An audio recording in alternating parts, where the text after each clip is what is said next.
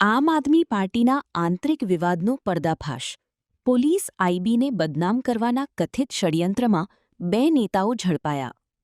Anand cyber crime બ્રાન્ચે રાજ્ય police અને intelligence bureau આઈબીને કથિત રીતે બદનામ કરવાના મામલે આમ આદમી પાર્ટીના 2 નેતાઓને ઝડપી પાડી કાયદેસરની કાર્યવાહી હાથ ધરી છે. પોલીસના જણાવ્યા મુજબ પક્ષના આંતરિક વિવાદના કારણે કેટલાક કાર્યકરોને આઈબી અધિકારી તરીકે ખોટી ઓળખ આપી ધમકાવવાના પ્રયાસો કરવામાં આવ્યા હોવાની ફરિયાદ બાદ તપાસ શરૂ કરવામાં આવી હતી.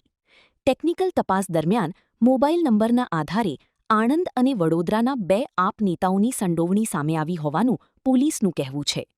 જિલ્લા પોલીસ વડાના જણાવ્યા અનુસાર સોશિયલ મીડિયા પ્લેટફોર્મ પર કરવામાં આવેલી પોસ્ટ અને તેની તપાસ દરમિયાન સમગ્ર કથિત ષડયંત્રનો ભાંડો ફૂટ્યો હતો.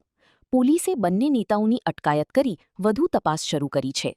2 દિવસ પહેલા તારીખ 28ના રોજ આમ આદમી પાર્ટીના નેતા દુર્ગેશ પાઠક અને બાદમાં અરવિંદ કેજરીવાલજી બંને દ્વારા એક ટ્વીટ કરવામાં આવેલી હતી.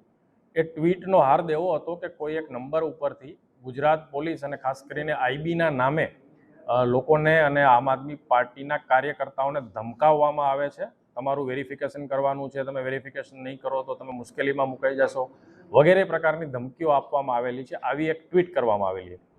આ ટ્વીટમાં ગુજરાત પોલીસ અને આઈબી ઉપર ગંભીર આક્ષેપો હોવાથી પોલીસ વિભાગ દ્વારા આની તલસ્પર્શી તપાસ થયેલી છે. તપાસના અંતે એવું ફલિત થયેલું છે કે આ ફોન જે ટ્વીટમાં જે વાત છે એ કોલ છે એ કરનાર માણસ નીતિન ડોબરિયા આણંદમાં રહે છે અને નીતિન ડોબરિયાએ આ ફોન આવો કરેલો હતો અને આ કોલ એણે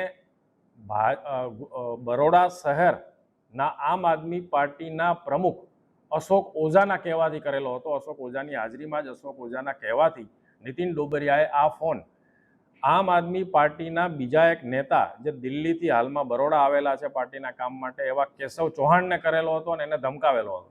આ આખું ષડયંત્ર અશોક ઓઝા દ્વારા રચવામાં આવેલું હતું અને એનું કારણ એ હતું કે અશોક ઓઝાને એવો ભય હતો કે કેશવ ચૌહાણ દ્વારા એમનું નુકસાન કરવામાં આવશે, એમના કદને, પાર્ટીમાં એમના હોદ્દાને નુકસાન કરવામાં આવશે અને ઉપર ખોટું બ્રીફિંગ કરવામાં આવશે. એવા ડરથી આંતરિક કલેશના કારણે અશોક ઓઝા દ્વારા આખું ષડયંત્ર રચવામાં આવેલું હતું અને ગુજરાત પોલીસને બદનામ થાય એ રીતનું આ કામ કરવામાં આવેલું હતું, જેથી પોલીસ દ્વારા આ અંગે આણંદમાં ગુનો દાખલ કરવામાં આવેલ છે. સાયબર ક્રાઇમ પોલીસ સ્ટેશનમાં ગુનો દાખલ કરી અને અશોક ઓઝા અને નીતિન ડોબરિયા આ 2 આરોપીઓની ધરપકડ કરવામાં આવેલી હતી.